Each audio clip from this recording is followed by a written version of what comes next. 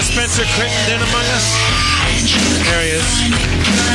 Spencer Crittenden!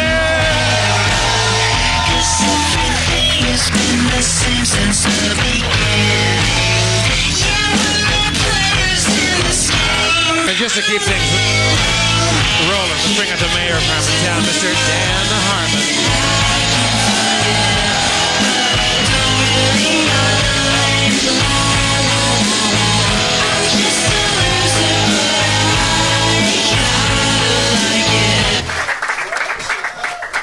Casey Rupp.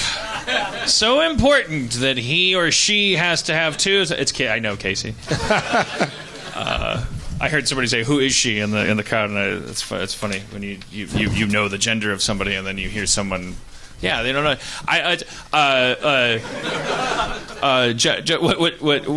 do you say? I'm just waving to the people in the front row. What's we got Dave Klein and Leah are wearing matching schmatas right now.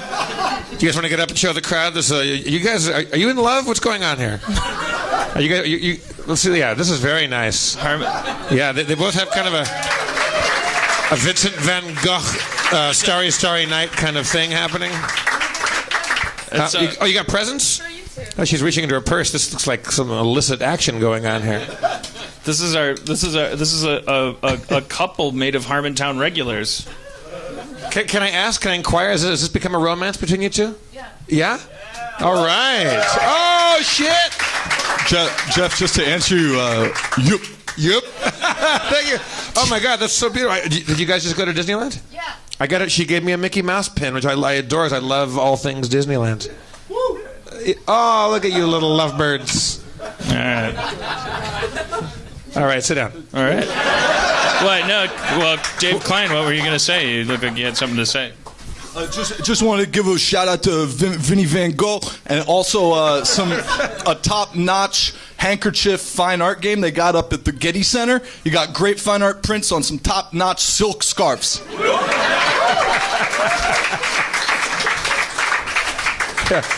Enter the code YUP for a 20% discount.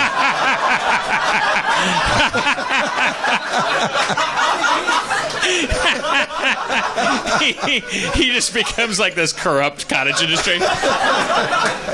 Nike's coming out with the new Yuppies.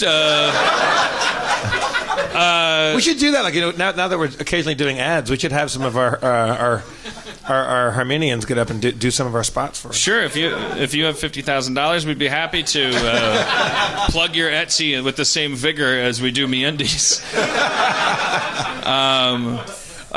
Cody just texted me before the thing, but I was thinking because Casey could be a girl's name or Cody's. I think tends to be a little more of a boy's name than a girl's name. But Cody's excited if she were to have kids, like whether it's a boy or a girl, it'll be Cody Jr. It'd be cooler if it's a girl, have a Cody Jr. I think that'd be cool. That'd be right. And then just now she texted me because we were just having such a nice time. Like we're staying in a hotel because we got skunked and. It turned into a really nice, what the kids call a staycation, and by kids I mean Jay Moore. The Jay Moore generation. I think they call it a staycation, and it's been really nice. We've been watching a lot of true crime stuff and murder stuff, and she was just texting me, what if we had a kid and another name could be Forensic. That'd be a good name. Forensic Heller. Forensic Harmon. Okay, so I just want to race through. We have a guest I'm pretty excited about, and I think it's gonna be just more fun to just hang out with and chat with. Not that excludes anybody else that's ever. They've all been fun to hang out and chat with, except that one guy. Yeah, one guy. That weird guy from Game of Thrones. He was a real bummer. Grey Worm? Yeah, when he started rapping in fucking Valerian. P.U. What a guest. That's sarcasm if Grey Worm's listening. I'm being funny. No. That was pretty amazing. I'm still excited that we had Grey Worm on the show. These are. I just want to do another segment, even though it's going to be the same content, but it's again just reminders to wait staff. Do we have a theme song for that segment? Just.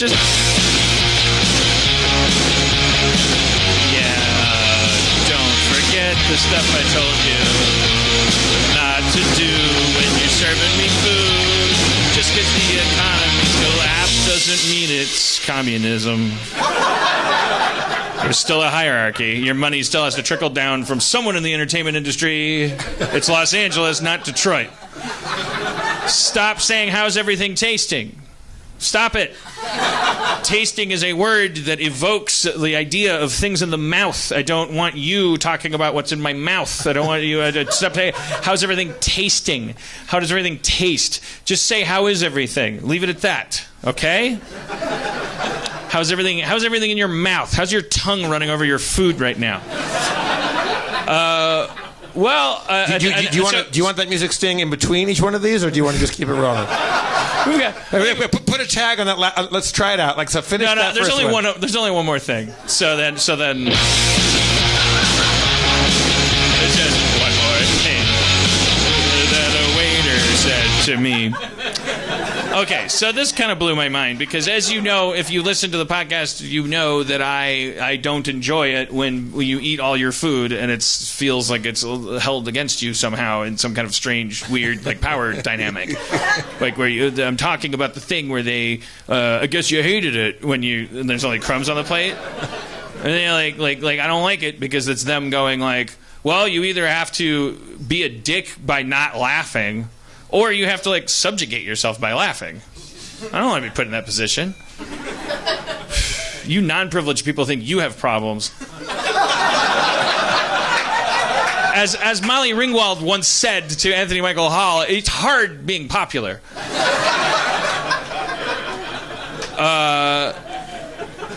So this little fucking boner was pulled on me today. I've never heard this one in my life. Somebody pulled a boner? Sometimes a wait person will say when they look at your empty plate, again, I guess you hated it. Right.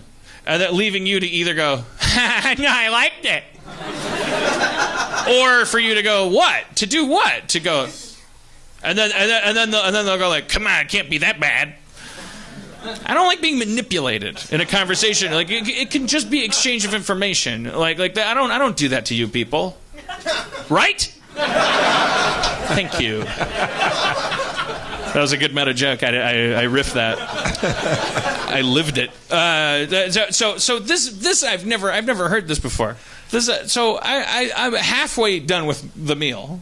Right. Cody and I are sitting at the... I won't name the place. I don't want them to go out of business. I don't want to Oprah their beef industry. I know the power I have. I'm going to let them chill for a little. The manager will hear this. He'll clean up his act. Just to keep it vague, it was one of Guy Fieri's restaurants. So halfway done with my meal, and this person comes up... The wait person comes up and says, I wrote it down... Well, God damn it, fuck it. No, I know it's your worst nightmare that I would point you out or mention you. So I'm not going to. Welcome.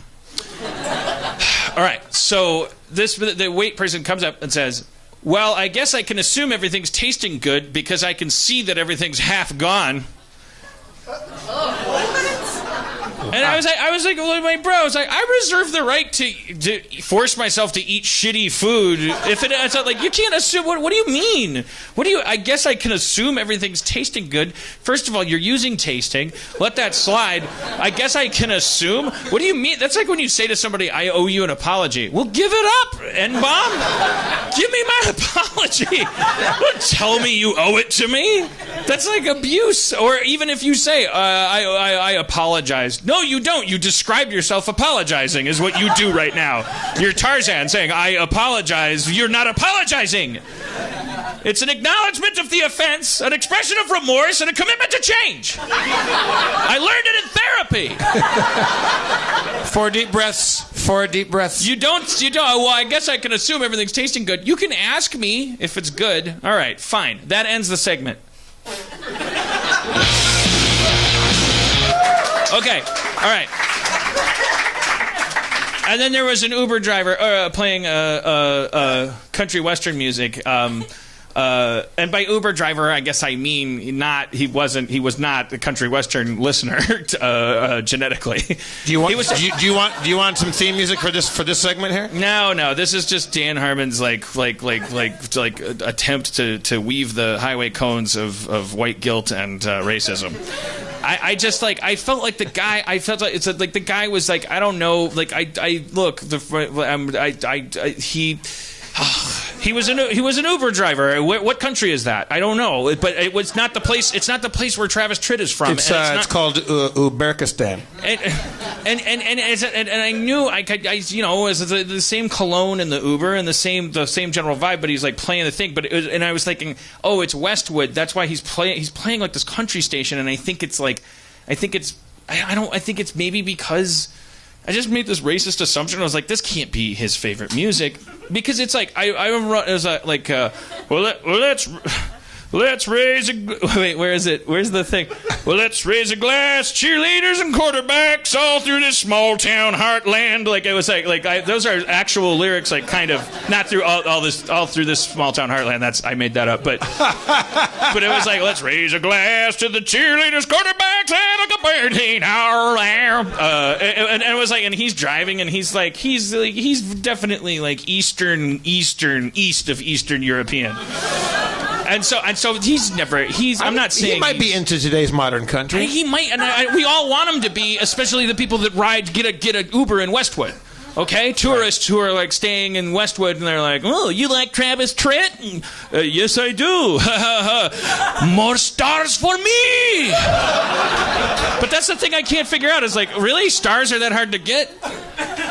Now, you could have tried to like investigate and ask him some like. I would not. No. You ever see this guy live or? Because if I had said like you like country western, he would have been like, "You want me to change you? I'll change it." And like I don't want to engage with you. I want to listen to my last week's podcast on my earbuds. All right. Look, I didn't come here to win popularity contests tonight. Speaking of last week's podcast and music.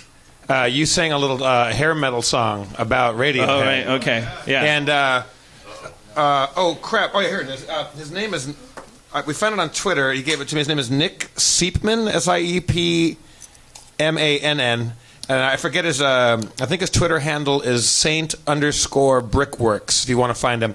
Can I play what he wrote? It's only, like, it's about 2 minutes long. I think you guys might enjoy it. Yeah, so if you... So if you're a hardcore enough fan that you've clicked on this, then I guess you can use your little 15 circle button to fast forward through because you're playing the thing but if you bought a $10 ticket, fuck you. But hopefully you haven't heard it. No, but it's really good because Dan just freestyled. What was the setup to your song? What you just thought? I was just thinking Radiohead's name sounds like the title of a very non-Radiohead band from like '86 or something. Right, like kind of a hair band kind of thing. Yeah, and so Nick here has titled this track "Nightblade," or maybe the band is Nightblade. The track is Radiohead. Shall I play it? Here we go. Yeah. I played this in the car. I haven't heard it. You described it to me in the green room. Yeah, I listened to it in the car on the way home from the airport today, and it's rock. And by the way, I just want to thank this guy in advance because as I was saying to you in the green room, the truth is, I was high at Radiohead, and I really did start doing that thing, and it was from a place of joy, and it was really much better than what I shared with you when I was like, turn your station to misery! And I was like trying to recapture something that was truly joyful, which every time I do, it always sucks. But now this person is like a... Yeah, like in true 80s rock and roll fashion, he's taken crappy lyrics and made it rock.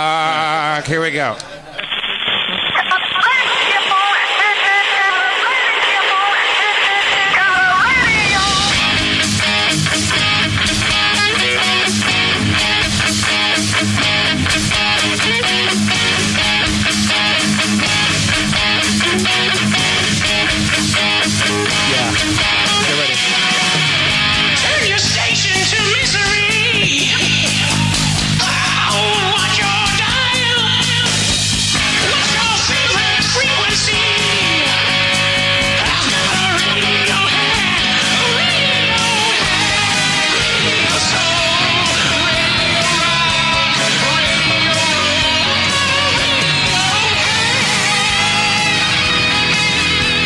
Chorus.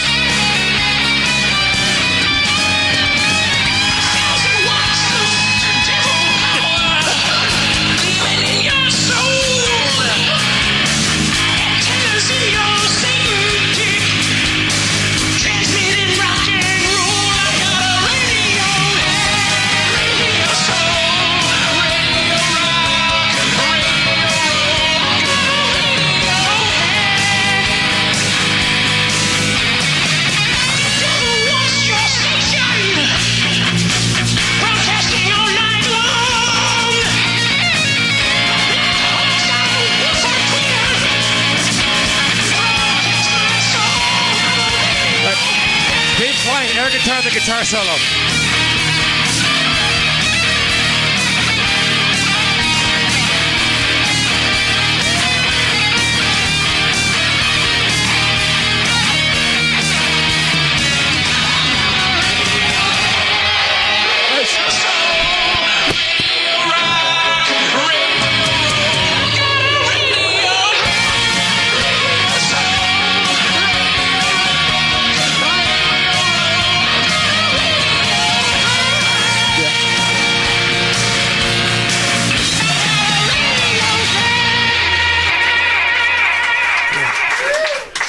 That's some good shit.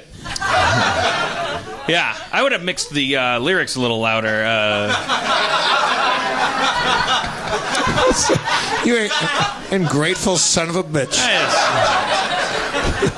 Spencer, what do you think about that? It was amazing how Dave took his shirt off when his guitar strap was still around his neck. It was crazy. Come to Harmontown. We will note your space work. No, I loved it. It was great. Yeah. It was great. I mean, if that's not worth subscribing to see Dave Klein take his shirt off and defy guitar strap space work. So anyways, I'll save my Olympic questions for when our guest is out here. Maybe that can be one of the things that I'm obsessed with. Because our next guest is he's kind of armchair denotes like amateur. I mean, he's an expert. He doesn't have a PhD. He's a comedian and a writer, but he's kind of an expert on obsession because he's got a Feral Audio podcast about obsession. Different people come on, they talk about the things they're obsessed with, and he gets to the bottom of them. He's also written like amazing, super funny, crazy shit for our friend James Urbaniak, who's been on the show. Please welcome Joseph Scrimshaw.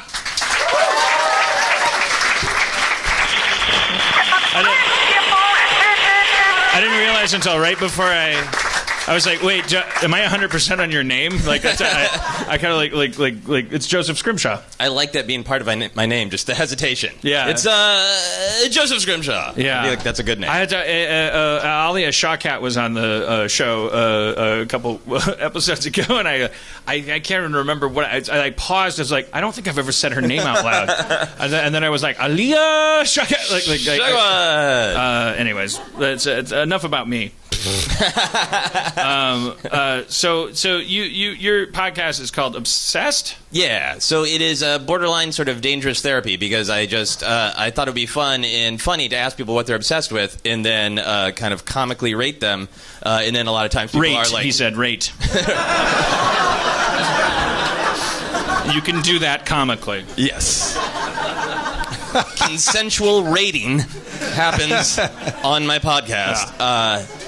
And sometimes people are like dangerously into the thing, and then I never have the guts to say like, yeah, you have a problem. How do you tell the difference? Because Dustin suggested, well, maybe you should think of the things you're obsessed with, and I started to kind of tailspin because I think my therapist has used the word obsessive like in reference to me. I don't think she's being officially diagnostic in that capacity, but she's like, you have to understand that you like when you start like thinking about something, like it's hard for you to get off of it, right? So that goes for like anything. And then I was wondering like how do you know? Is there a difference between, first of all, obsession, loving something? Yeah. Like I know I feel like there's a difference there because you can love /hate. You could be obsessed with cockroaches, right, and not want them to crawl on your arm. And then there's that third thing, which is just like addiction or compulsion. Like is there? Do you draw lines between these things? If somebody were to come on your podcast, Matt Gorley said he was obsessed with quicksand. Right. He thinks about quicksand all the time, or he did in his childhood. You guys talked about that. Yeah, and he obsessively makes quicksand still. He does. Like he knows the recipe of the perfect quicksand from the 80s. Like he knows how much oatmeal to use and shit like that. So are there lines between that? Like do you ever have people, you email them and go, hey, what are you obsessed with? And they write you back. And do you ever write them back and go, well, that's everybody's obsessed with masturbation? No one has offered masturbation. If they offered masturbation, I would take it in a second. All right. Well, I guess now we know what this episode is. I would be happy to talk with you together about masturbation. My short list was because I didn't know it was well, I'm sorry, you can finish answering my question. I think the big thing that I feel like I have learned about obsession doing this for a couple of years is that when people try to take a thing out of the element that it lives in, like a lot of times people will like a band or a TV show, and to me, you're like truly obsessed with it when you find other ways to make it be a part of you. Oh, fun. So like when you like really like something, like, oh, I like that TV show. Some people are like, I think I'm obsessed with Twin Peaks because I watched it all once. Right. Like, no. Right. Other people are like, no, I have a tattoo and I have to look at it at 12:47 every day. It's of an owl from Twin Peaks. Like, right. It's when people try to make it a part of their lives outside of the original origin of the thing. Right. It's like our friend Derek Mears, who Derek's been on the show, hasn't he? Yeah. Yes. Derek, yeah. He plays Jason Voorhees, or did in some of the Friday the 13th, and he went to some horror convention, and a guy came up to him, and he had a tattoo of the Jason mask on the back of his shaved head, and he asked Derek to sign the base of his neck, and Derek's like, no, because I know what you're going to do.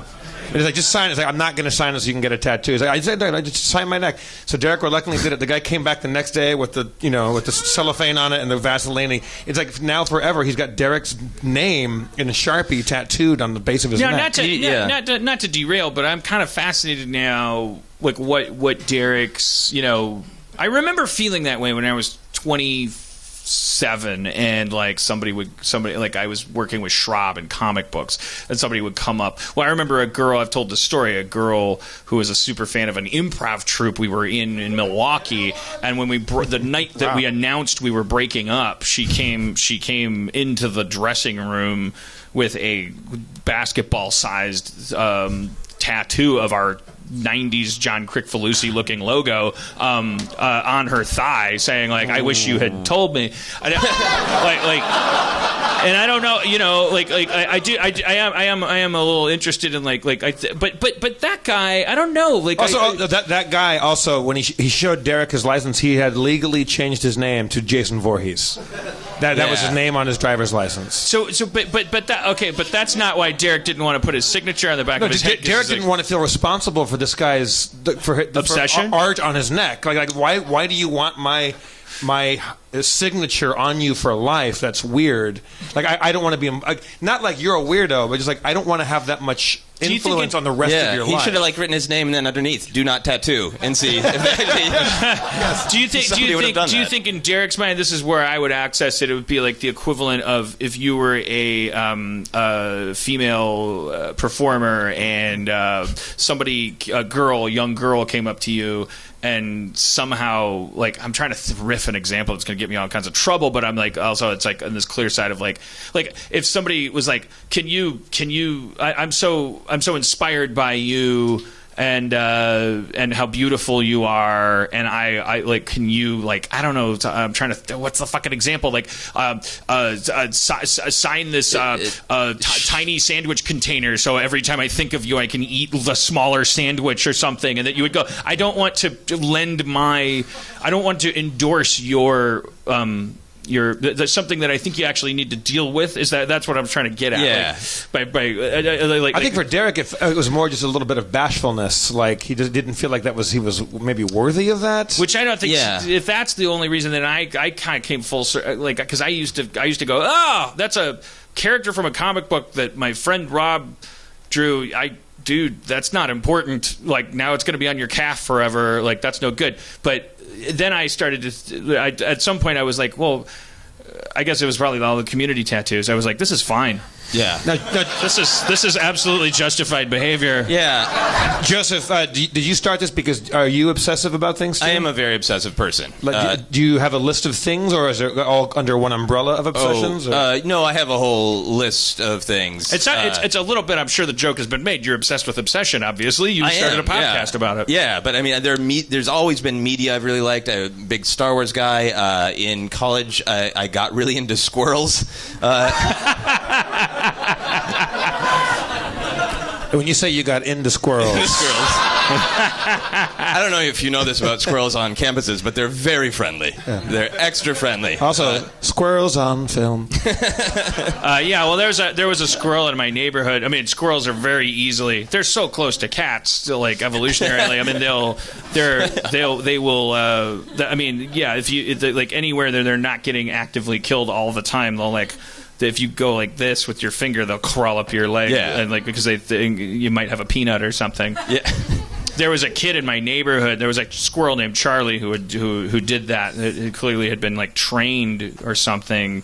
How did you discover its name was Charlie? We all called it Charlie. I don't know. It was like it was folklore. I don't know.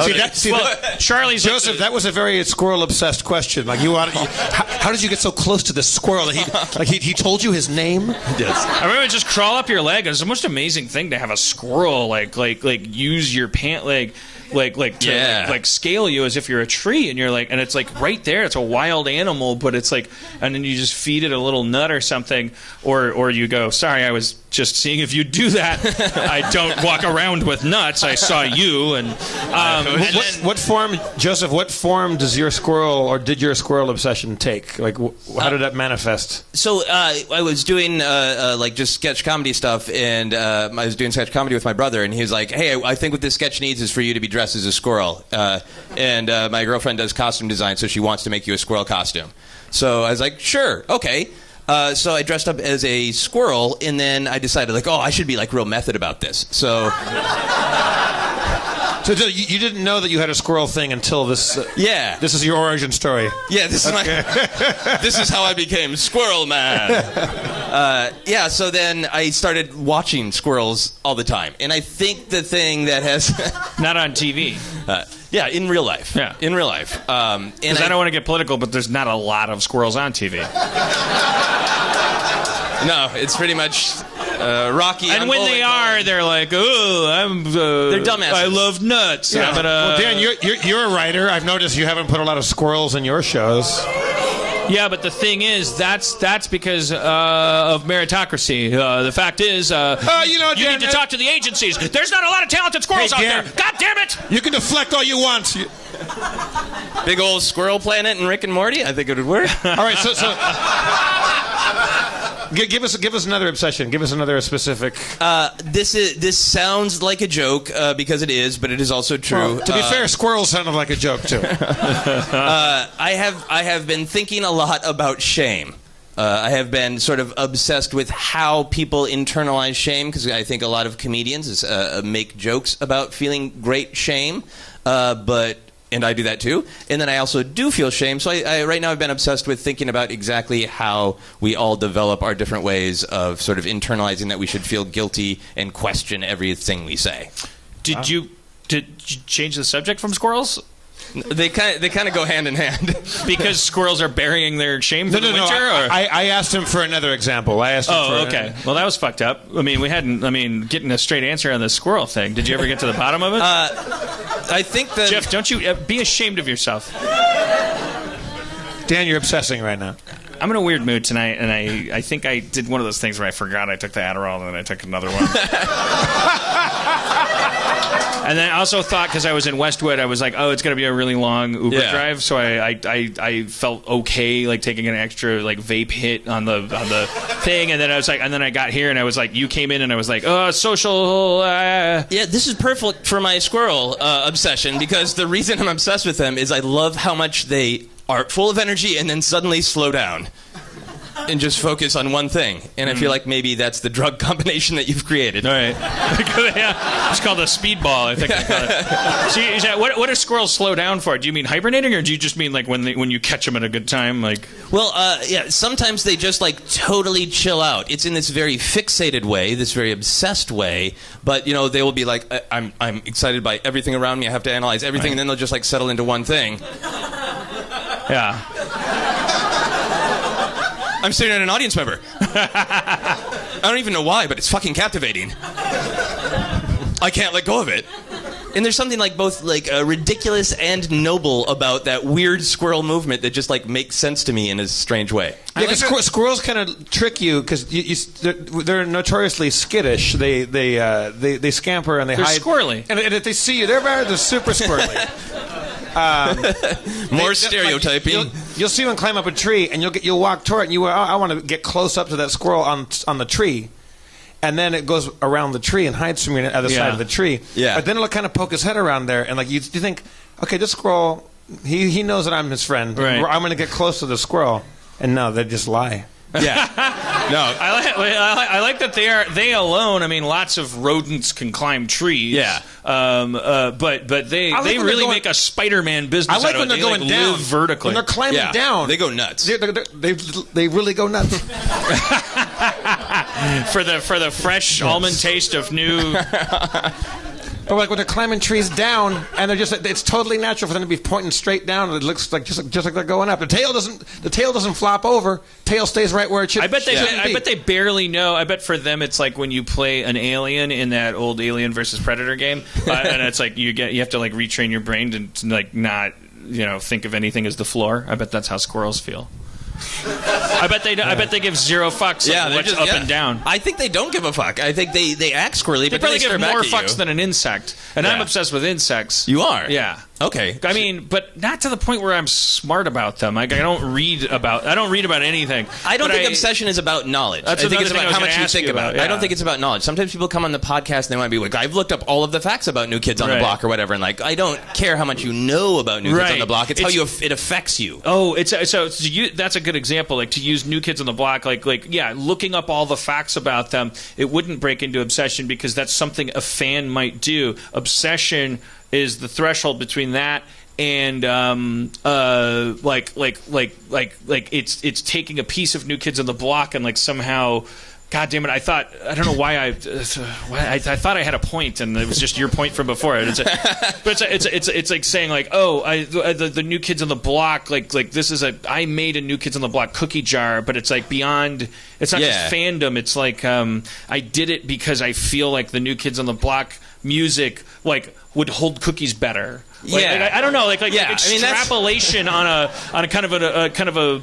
It's giving the thing you're talking about meaning that it shouldn't have. Like that it's taking it out of its realm and putting it into some other realm that affects you in some way that it shouldn't ever have been supposed to, right? Yeah, trying to make it a part of you. And sometimes people on the podcast aren't like they're just like it in a super super healthy way. But I love it when it's just affected people in a really weird way. Like I wouldn't say I'm obsessed. Every time there's a lyric that I'm singing along and the word is girl or world, I say squirrel. I just do that automatically. I fucking love you. Yeah. Because like when we like Greg Proops and Ryan Stiles, like we'll make that 5 minutes of our show of just doing all of that. Like it's squirrels, hiding nuts and fuzzy butts. Yeah. I like squirrel. You're going to be a woman soon. Squirrel, myself. Yeah. Yeah. I like this. I love it's very complex. Because the squirrel is brown, it turns me on. Oh, those are good ones. Yeah. I don't like you guys getting along like this. All right. But that doesn't count as obsession. That's just more of just kind of a fetish, right? That's just fun. Yeah, that's a fetish. Yeah, okay. That's a fun improv game fetish because I made a quick list like on my way out the door. Cool. And I was like, okay, pantyhose, redheads, Minecraft, race, personal technology, systems, rules, structure, coconuts, and biology. But some of those are fetishes. Like right. Pantyhose is a fetish. It's like I can't ignore. I can't not think about like sheer fabric. Right. It arouses you in a sexual manner. If it's in the room, it doesn't matter. It's not like if you're, you don't have to worry about me like babysitting your sheer fabric clad nana. I'm not gonna do anything because of it, but I am gonna be unable to ignore. Like you need to. Is it that you need to look at it, or yes? Like I don't need to touch it. Like okay. I want to make that very clear too. Like, but do you have to tell that to yourself? Do you look at it and have to say, "Don't touch it"? Don't touch it. Well, okay, that gets. I mean, like, yeah. Well, because I'm talking about when you talk about a fabric fetish, it is. I mean, so much of it is like what would that feel like? I guess. So I gotta be, even though it makes me feel unsafe. Like I should say, yeah. Well, that's like. It's like I want to touch it. Yeah. Yeah, okay, all right. Was there a childhood thing that made you attached to pantyhose, or do you just associate them with like the legs 70s was like a very pantyhose-clad time. It I really think was. That people were, women were, it just like on TV and like which I spent most of my time watching. But then like even like the women that would come over to visit with my parents, coworkers, and things like any encounter with femininity during that magical time when I'm sure like my theory may be oversimplification, but I truly think that human beings are like these little pieces of popcorn, and like we simmer and then like you cannot control the moment that your kid pops, right? And that at that point, like they might be looking at a coffee filter. There's a good chance they're going to be looking at a previously propagated like mainstream kind of channel of sexuality, right? But there's also like then there's like all the ancillary stuff. It's just like I was probably under a table playing with toys and trucks because I didn't like to look at people. I didn't like to make eye contact. So I was frequently under the table, near the people, and I probably at that age when everything just exploded.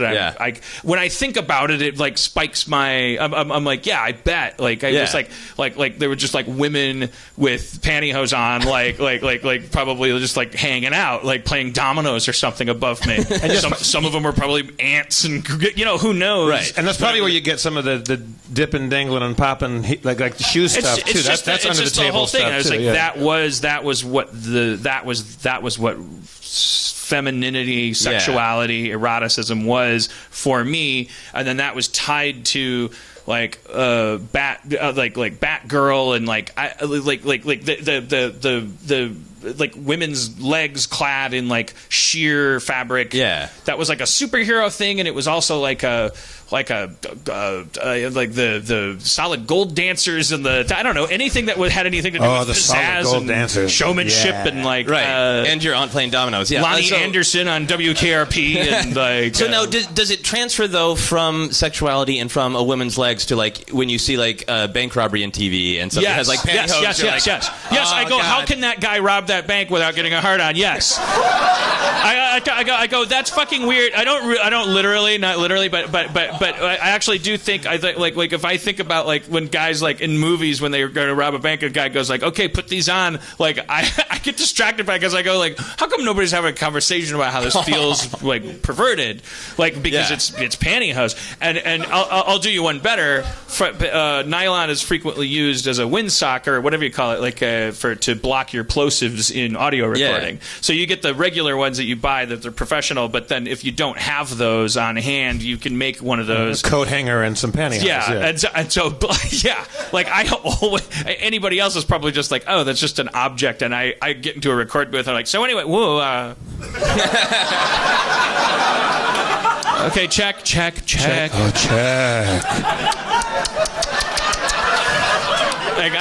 There was a time, Dan, I think we were at the drawing room or somewhere, and I had these new socks that like they kind of pulled all the way up, and they were very sheer. I'm like, hey, Dan, check these out. I like feel these, and you reached over and felt them. You're like, wait, whoa! What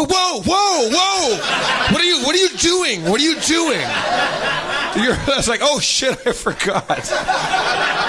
Well, no, you didn't forget. You were fucking with me. I've never had you felt one of my socks. No. I'm saying I didn't go into that thing thinking like, oh, I'm going to play with Dan's. Yeah, like you did. Fetish. That's why you brought it up. Maybe, but I didn't know that I was going to get that reaction. I thought you would go, oh yeah, nice. But you reached over and kind of just like reflexively just touched it, and then you had this big reaction to it that I was not expecting at all. Well, I would refine that memory and go like that. You were like, so what do you think of these? And I was like, all right, take it easy.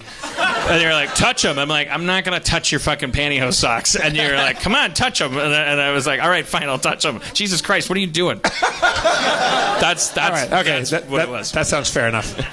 Now, Joseph, how would you rate that on your obsession? Do you have an obsessive scale? Yeah. I ask questions. Do you want to do it about pantyhose? These are the questions that I use to rate the obsession. Dan also said coconuts. I want to get back. I'm going to put a pin in coconuts. Okay, you want to? No. Let's stick with pantyhose. I want to see where this one falls. All right, we'll do pantyhose and go to coconuts. I feel like that's a fucking Marx Brothers movie. For pantyhose and coconuts? Pantyhose and coconuts. Whap, whap, whap. Whap, whap, whap. Oh, that's Stooges. Here's some of the questions. Do you think about pantyhose every day? Yes. Like, even if you don't see them, you'll just be walking along, doing your business, and then just think, pantyhose. Yeah. I think But I see them everywhere. I mean, so Like- there would be no way. But if I was locked in a cell, which I probably should be, You'd be thinking about pantyhose 24 hours a day. I would figure out a way to think about them. Yeah, You would, like, etch them on the walls they of would your come prison. into my head. Yeah. Okay. But like I always like I'll be watching a movie, like I was just watching Now You See Me Too. And I just it has nothing to do. It's like God damn it, I forgot her name. Two Broke Girls. They replaced Isla Fisher with her in a weird on the nose way. And now I can't. Lizzie Kaplan is the new one female in Now You See Me Too. They add 95 men, and Woody Harrelson gets to play 2 men, but Isla Fisher apparently now you don't. And so Lizzie Kaplan at one point, like she wears like knee high. She wears like boots that come up past her knees, and like not like a short skirt, like a thigh length skirt. So there's like this much thigh showing, okay, and it has nothing to do with like prurient interest, honestly. And I was like trying to, because I was watching it with Cody, and it was just like I don't even know. It's but it goes into my head, like if I see a shot in a movie where anybody lands. Like, or it's like somebody's what? Like, I just like my mind like says whether or not they're wearing not like pantyhose. Like you feel like you can identify quickly. Yes, like you're an expert. And like I you ran through it with them. Cody, and I was because I feel more comfortable talking to her about this stuff, and I was like, and it was interesting because it wasn't a definitive thing, and it was like it was definitive in my mind. Yeah, it was, which I think is obsession, because it's like, why would you even have that? Because she rewound it, and she was like, well, it's her legs are the same color as her face and her hands, though. What are you basing it on? And it was like I couldn't even really pinpoint it. I was just like, I don't know. You have pantyhose confirmation bias. I have for Joseph, I'm glad you finally said the words to him. Because I've known him for so long, and I just never feel like the time is right. I have pantyhose confirmation apparatus, which is already weird, right? Yes. Like why you shouldn't even not shouldn't. I mean, it doesn't matter, but it's like it's not. It's that denotes. Okay. Right, yes. So every day. Okay. Have you ever had a dream about pantyhose? Yeah. Well, God. Oh, yeah. Okay. That's a wasted question on my part, for sure. If you could steal pantyhose from someone's home, I have. I have done it.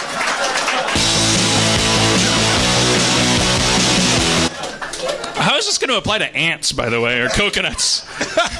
Well, I guess I wouldn't steal coconuts from anyone's home. I have robbed, trusted. That's why I was young. I was younger, and I like crossed that threshold. I was like, oh, you need to fucking own this. Yeah. Okay. Did You stole pantyhose. You need to go buy them at the grocery store and stop being embarrassed. Like you need to like pretend you're buying toothpaste and also. Are they like hidden behind your air conditioner, like Dexter's blood slides, or like? What do you mean? Did you collect them when you stole them, or No, did they you weren't just... like. It wasn't like about her like sniffy like panty. No, it wasn't like I'm taking an article of women's clothing because of her. It was. I keep going like, oh no, not like that. And I don't want anyone listening that has any predilections. I mean. Right. I don't want anyone to ever feel ashamed of themselves, but I'm pulling back on my pulling back. But no, for me, it was like a new package, and I was like, "Fuck, I'm never going to get this chance again." Okay, but then you just appreciated them, like you just like appreciated them. Yeah. While kneeling and rubbing his nipple and listening to Radiohead. Yeah, I jerked off with them. I have at one point. I was like, well, maybe you're. I mean, come on, maybe you're like Ed Wood, and I like tried them on and let's like see if that's work. And that didn't work out. And like but I've done everything you could think of, and that's why you don't know me as well as these kids. But I have mannequin legs and things that I go to the store, buy them. Now there's Amazon, thank God. You can just get a box of, and then just on the leg. Now I have a girlfriend who knows the whole score, and so I don't really have to right now do a lot of like commerce based. What's the next question, Joseph? But yes, I would steal them from someone's home. But I say that with all due shame because I was like 23, and as soon as I did it, I was like, "This is huge. Okay. You need to." I'm not. I don't mean. I just want to clarify. I don't think it's cool to steal from people. Right. That's all. Right. No. I like it was. I have done it. You'd be robbing banks with a boner. That'd be funny if which, by the way, was the worst Marx Brothers movie. This poor female friend, she finishes doing dishes and comes upstairs like, "What are you doing?" And I've got the pantyhose on my head, and I'm like, I'm robbing you. And she's like, "Of what?" And I'm like, "These." And I just run out with them on my face. And she's like, "Well, I don't want them. They're $4.99. Well, I'm embarrassed. I wouldn't want anyone to think I'm a pervert. I'll tell you. Can I tell you just something? Please, please. It was during a barbecue at a platonic friend's place, and during it,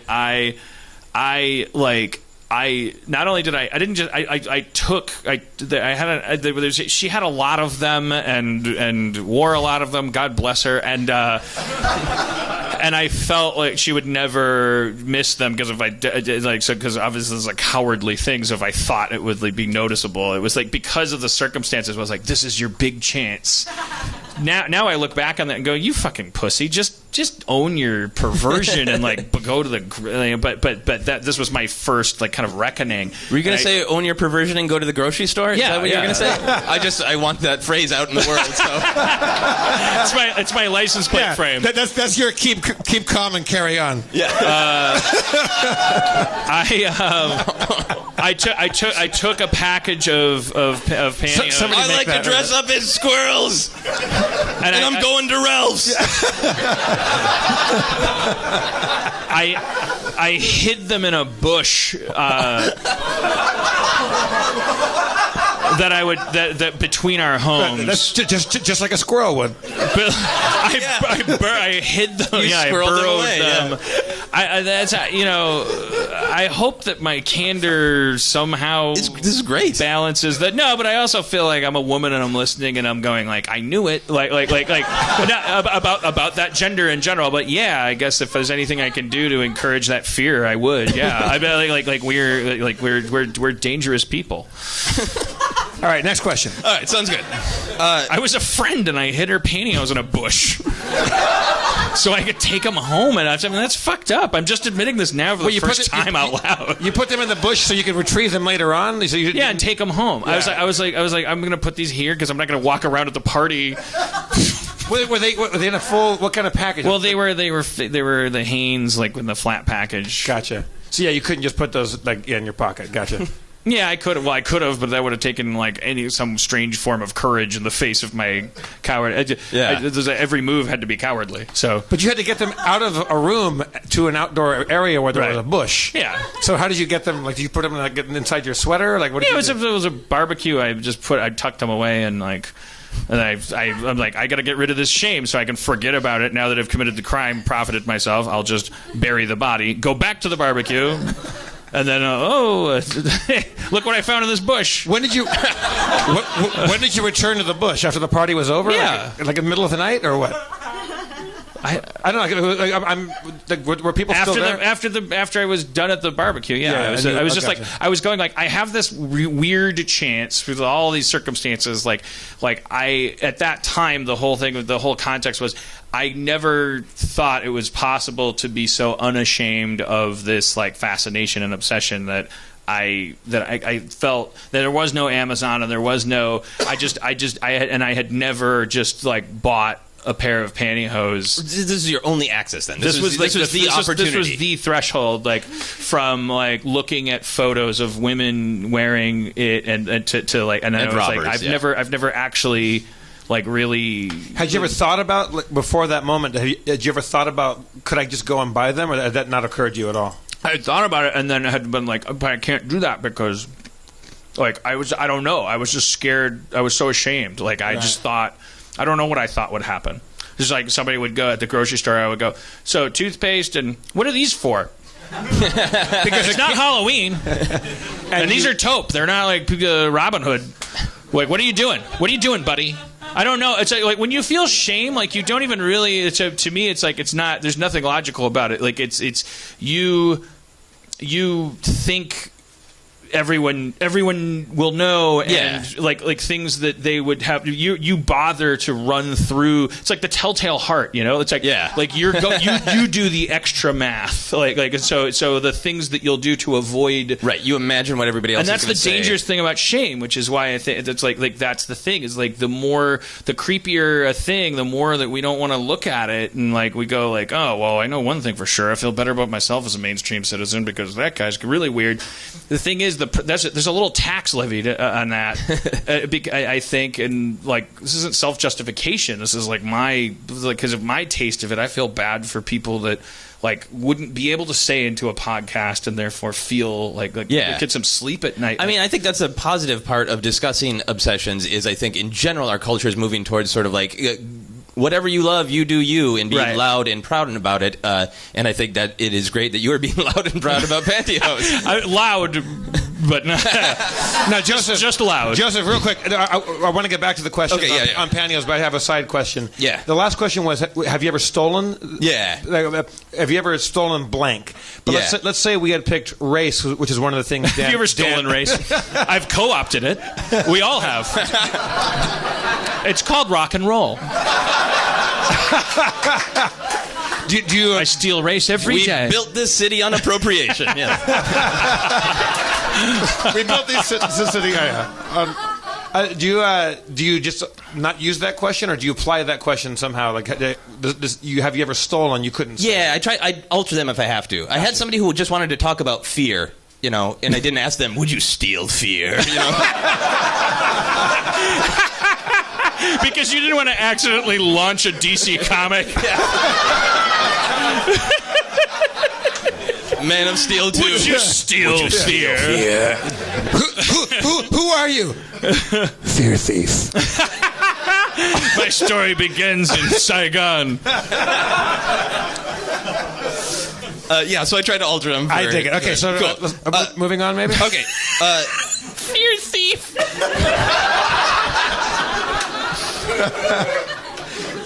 I want Harmonian fan art of Fear Thief. I like it because it's like an FX series because it would just say fear, period, thief, period. But the title of the show would be fearthief.com, hashtag, like, you know. Okay, go ahead. Would you discuss Pantyhose with Hitler? Would I discuss Pantyhose with Hitler? Yeah. Almost certainly. Yeah, because I got to figure he's tired of talking about genocide. And I'm not going to ask any new questions about that. No, I don't really. I mean, Hitler would talk about race, maybe not coconuts. Yes, I would. Yeah. I mean, if I'm gonna create a situation where I'm in a conversation with Hitler. Absolutely. Because it never happened. Forget what you've read at Alex Jones' YouTube site. It's a YouTube site. Okay, Grandpa. What's Alex Jones's YouTube site again? YouTube? You fucking. I figure it's like a cosmic situation. Like and I'm kind of stuck with Hitler for a while. Like right. It's not like in the void. I'm going there to like I can't kill him and I can't like talk him out of. You know I can't. I'm not gonna. I'm absolved of like. Yeah. You know, like engineering, like I don't have to do anything that people are going to yell at me for doing. Yeah, or you're not doing. stuck in a void with Hitler. Yeah. Right. You talked would like about to talk Pantyhose. You could have killed Hitler. I would go like, oh hey Hitler, like I'm picturing like we're like treading like etheria, like because we've both had some Kubrickian fucking mishap, and so I'm just like eye to eye with him, like in some weird like whirlpool, and we like don't know how long we'll be facing each other, and like Michelangelo's whipping by, going like, and of course Marco Polo, like, Marco. Shit. He'll be back again. But then I'm like for some reason I'm like faced off with Hitler, like it's like the current's going both of our ways. Yeah, I'm you're like, stuck hey with Hitler, and he's like Dan Harmon? And I'm like, so you're familiar with me? And he'd be like, yes, for whatever reason. I saw Community. It was like, did you like it? And he's like, yes. And I'm like, yes, shitty. I just want everyone to like it, but it's Hitler. So we'd get my shit out of the way, and then I'd go like, so why Hitler? Like, why would you do that? Do what? Like, well, why'd you Hitler everybody? Well, I didn't. Okay, well, that's what everybody says. Nobody says I'm not Hitler. And then I go like, well, so like, what? Tell me like what you were really passionate about, because there's the whole art versus like genocide dichotomy, as if your teacher had told you drew good, you wouldn't have killed 6 million people. And he's like, I'm gonna stop you there. I didn't kill 6 million people. And it's like, I don't want to take part in a revisionist conversation. Hitler, and he'd be like, it's like don't compare me to Hitler just to win an argument. And I'm like, you're Hitler. So eventually it would run into like this rhetoric wall, right? And I would go like, okay, fine. So let's talk about anything other than the Hitler stuff. And he'd be like, yeah, if you don't mind. And I'd be like, fine. And I think one of the third or fifth things I would get around to is like, what is it? So what are you into? Like, do you like what popped your little kernel popcorn? Yeah. Like, what are you like? You think you're a little, like, where do you think you are on the Kinsey scale, or like, what did you like? Do you like? Are you a boob man, a butt man, a leg man? Like, I would have gotten there. Yeah. Okay. So, do you feel like if you're swimming in Etheria, you were swimming in the void that did not have water? Treading Etheria. By the way, I coined Etheria, and if you ever tread in it from now on, you owe me 5 cents a minute. So you're treading Etheria. Just such a great drug term. And Hitler comes up to you and says, like, I'd like to engage you about pantyhose. Would you be like, no, fuck off, Hitler? I'm not. No, I would be like, holy shit, what? So pantyhose are more significant than I even thought? Like, yeah. Okay, if anyone ever like came up to me and was like, let's have a conversation about pantyhose, I would be like, it's like saying Minecraft. Like, I'd be like, okay, yeah, like you have 3 hours of my time. But that doesn't count after the show. I go back there, I call an Uber, and I phone out. You met a guy once that says like he goes at night and takes photos of a certain storefront that has mannequin legs in it, right? In New York. I met a guy at a bar that did that. Yeah, that had a mannequin thing. Yeah. And you guys had like a good, nice, like very interested, like healthy conversation about like just getting to the bottom of what that is. I don't. Well, I guess that's a shame because I don't remember a damn. But sorry. So next question, we kind of already talked about a little bit. Would you get a pantyhose related tattoo? No, but that says more about my obsession with not getting tattoos than No, I wouldn't, because a lot of it is rooted in kind of shame, and I also felt like on one hand I feel like that would be healthy to overcome, like shame in general. Okay, my therapist says there's good shame. Like a toddler has shame when if they're at the top of a set of stairs and the parent goes no, like don't. Yeah. And it's like you get, so then every time you get near a big flight of stairs, you feel like this jolt of like, oh man, I don't want my mommy to get mad at me, which it's like by falling downstairs. And like there's good uses for shame. Toxic shame is it benefits nobody and stuff like that. So I have a lot of toxic shame about, well, just in general, about everything. So I'm trying to figure that out. I don't think I'd ever, but aside from that, I think a tattoo would just ruin everything, because a tattoo is like a Superman logo. It's like, here's my thing, and I think the pocket of, I think there's a little pocket of shame about it that's like kind of, I like the kink. I like so you wouldn't want like an actual tattoo of pantyhose on your leg, so you could always look down and see pantyhose on yourself. No, who would want that? Yeah, that seems silly. But if somebody came to you and said you must have a tattoo, would pantyhose be in the running? If just like you had to have a tattoo? Yeah, sure, but so would Pac-Man and like I don't know, because that would way have, up there. Okay, that's very helpful. Minecraft, I guess I'd probably get like a Minecraft tattoo. Okay. I have one more question to rate your obsession, and this is a weird one. It's strangely metaphysical, and you can interpret it how you'd like. If you could not enjoy looking at Pantyhose without you or someone you love first being punched in the crotch, would you still look at Pantyhose? Me or someone I love? So Yeah. I can pick me, right, all the time? Or you can pick someone you love, which sometimes people on the podcast do. It's like, yeah, give it to Steve. Fuck him. I love him. I'm so sick of loving him. I think there's a very real possibility. I would never. I think if someone else had to get punched in the crotch, even a stranger, even if Robert Loggia came over with a magic button and said, "You get to look at Pantyhose every time you hit this button, and somewhere someone will get punched in the crotch." I think I would go, okay, well, obviously this is. Are you picturing Robert Loggia as the enforcer, the one who does the crotch punching? Who is it? Oh, it's Frank Langella. I get him in. Okay. It's from the Button movie. Okay. Wait, I'm sorry. Is the question every time you look at Pantyhose, somebody gets punched in the nuts?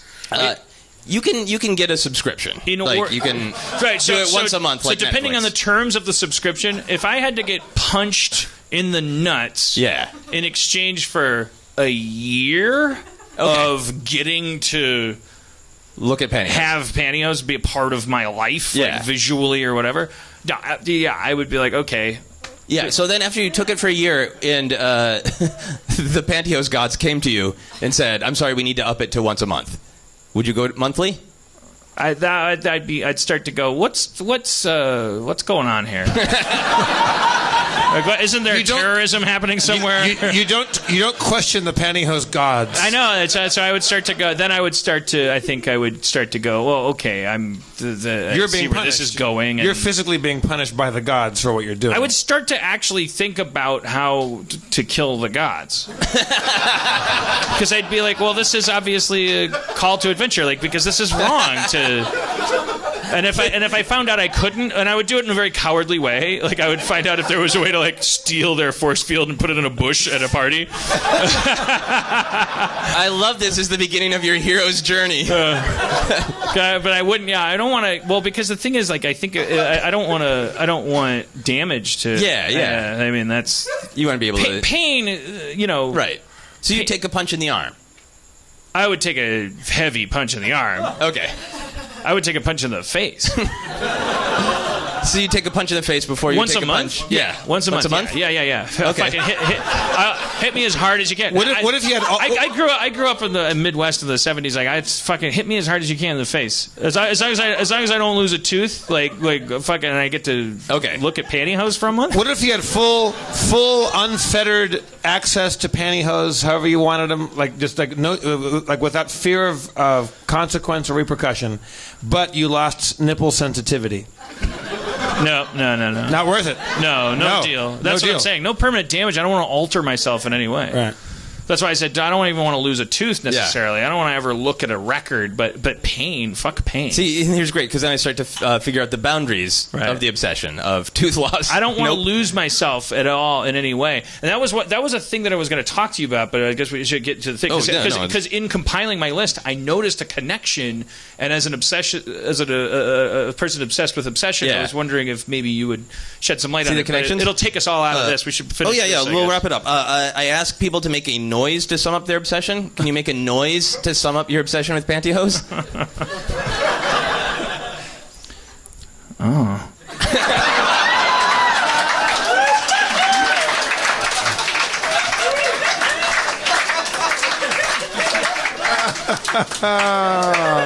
It's like fewer syllables to say, well, hello there. Yeah. That's I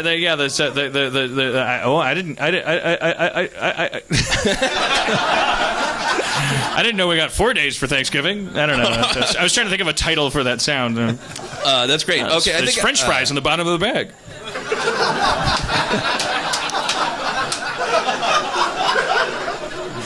I think there might be a food component to all of your obsessions. That's how I measure fucking worth.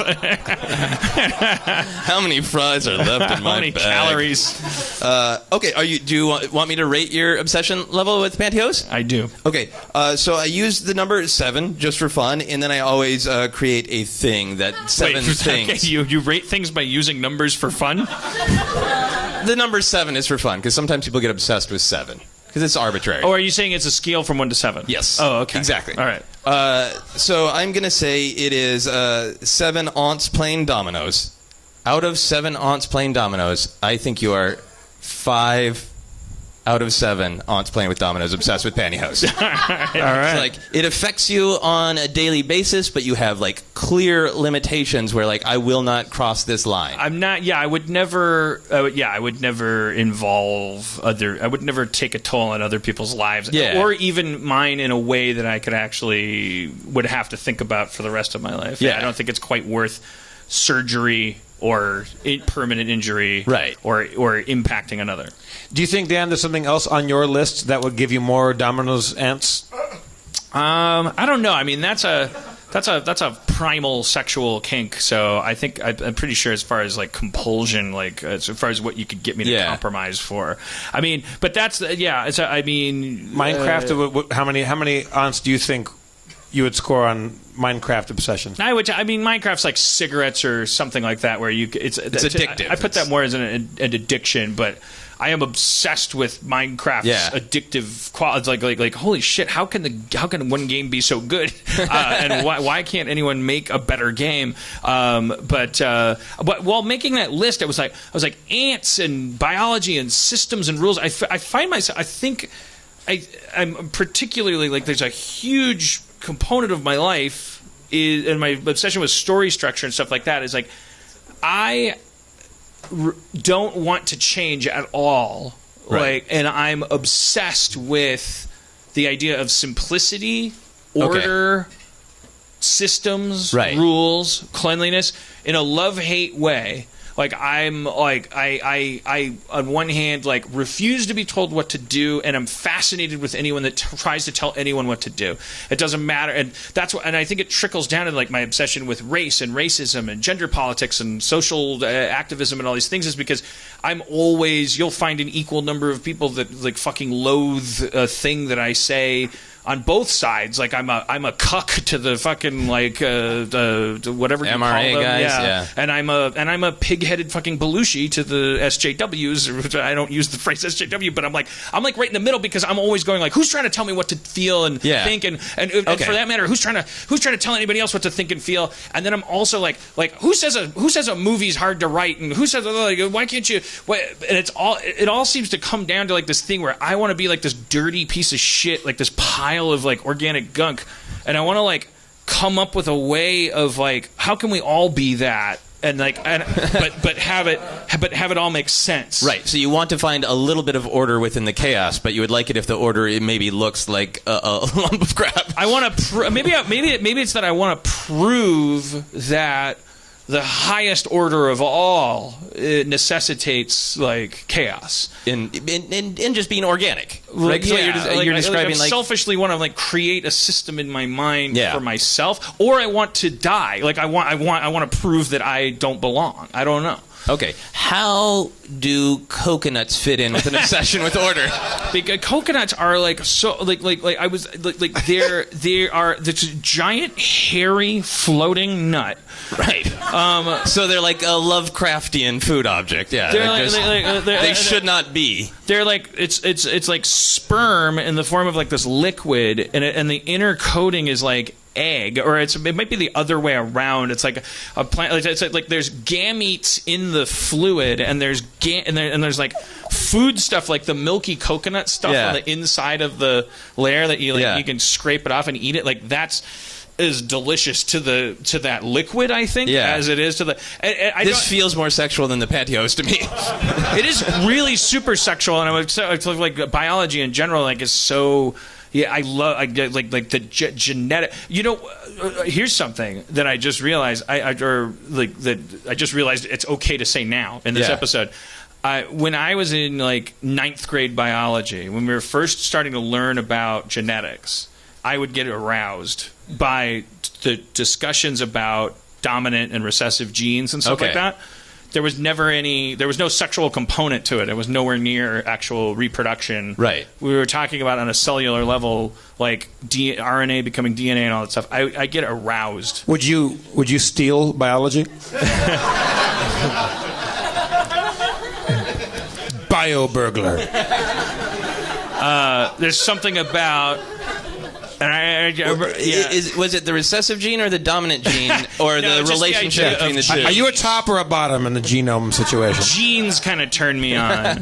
The idea of genes, Yeah. the idea of biology, the idea that we exist as part of some strange goopy mass, like that started as just entropic molecular collisions, and that something within that is like, I want to be, and I don't know, instead of not being, and that always takes this aqueous, soupy, salty, briny, visceral form, like the primordial soup. It's like exactly I kind of what get you're turned saying. on. Yeah. So it's a system of order that functions, that creates things. That is very scientific. The but it's reveal a big that milky mud goop. is a computer. It gives me a boner. A mind boner, right? I'm saying, like, I really did when I was a kid. The thing is, like, when you're that age, you're getting boners in geometry too. Like, but I did feel like I was especially like titillated by all this talk of like the teacher would just go around the room and he'd go like, so if you have curly hair and then you reproduce with someone that has straight hair, what are the, and he'd do like the four quad, the Gregor Mendel like chart. I would find myself like going like, I don't know, curly hair and straight hair getting together, and like, I don't know, I just like, I can't, like, I was just like the idea of anything like just biology, just like fucking like it just like always turned me on. Right, but it's not just random substances getting together. It's substance to create order. Yes. So it's not just like, I'm going to take this mustard and I'm going to mix it with honey and wipe it around. You're just like, that's not interesting. No, that's to me. Weird Al Yankovic. Yeah, that's no, you're exactly right. It's the biolipid. It's what do you call the lipid biolayer or whatever. That's the membranes. It's a science thing. Just it's like all these like descriptions of how this shit works and how it is like trying to accomplish something, but it's like goopy and like So you are obsessed with a primordial ooze that creates structure. Yeah. And pantyhose. But that goes to like imprisonment and things too. In pantyhose fetishism, there's like a thing called encasement, which is like, that's people who are so into pantyhose like nylon that they'll just like encase their whole bodies. So there's like sites that are just like, it's called encasement as a fetish. So it's like head to toe. Okay. Like, and you can easily do it with basically 2 pairs of pantyhose or 3. Like you take one pair, pull it up to midsection. Another pair, you put your arms instead of your legs in and put your head through the crotch, and then take a third pair, put it on your head. Now you're encased. No, I haven't tried it. But we sounded like an infomercial. And now you're encased. It's just that easy. You can do it 5 minutes a day. It costs less than a cup of coffee. Sometimes you can just find them in bushes too. You don't remember even have to buy them. when Adam Goldberg's roommate was on the show years ago before we went on the tour? Yeah. Adam Goldberg had a young lady, was his roommate. She came on and she was. It sounded like she was a little bit into encasement a little bit. She was like skin tight spandex. Like it was like. Anyways, but wait, I forgot what I was saying. Oh, but it's like, biology reminds me of that. Like, it's like this fucking zoomanity, like fucking like pushing your like hands against a membrane or something. Yeah. I don't know if it's like, I can't figure out if for me it's like it's this idea of like cocoon or like does it have something to do with like I want to airbrush all of humanity. I can't tell if I love or hate order. Yeah, that makes sense to me because you want to, when you get fascinated with structures of order, it's always in some sort of messy, sloppy way, like at least aesthetically. Does that make sense? Yes. Because I'm not an engineer. I'm not an architect. I don't go, I love systems. I'm going to think about traffic all day. Yeah. I'm like, I'm interested in human shit, and the fact that when you poop it out, it goes into a network of tubes underneath us. I want to talk about that, or ants, which we try to like spray to keep out of our house, and the fact that they exist as an older species with a much more systematized way of thinking and emergent super behaviors. organized. That it has something to do with the causticity of like. most of the shit that we think is a system is bullshit. It's like a outgrowth that is actually what we think is order is actually chaos. It's a cancerous tumor growing on proper order. Proper order is God's order, which is mud and blood and cum and shit. It's organic and beautiful. Dan, do you think it's possible that there's people listening to this who are no longer listening?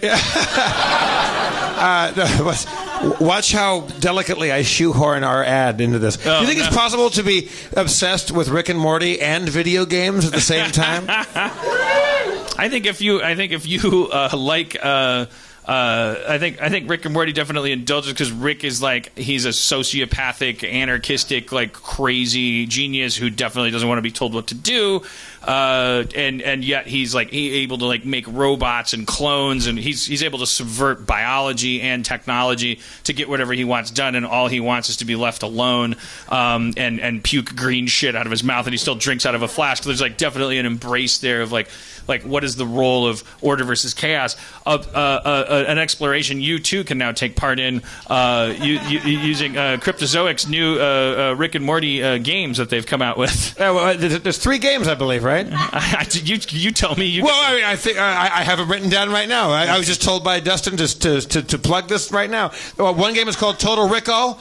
There's you can play Mr. Meeseek's Box of Fun Dice and Dare's game.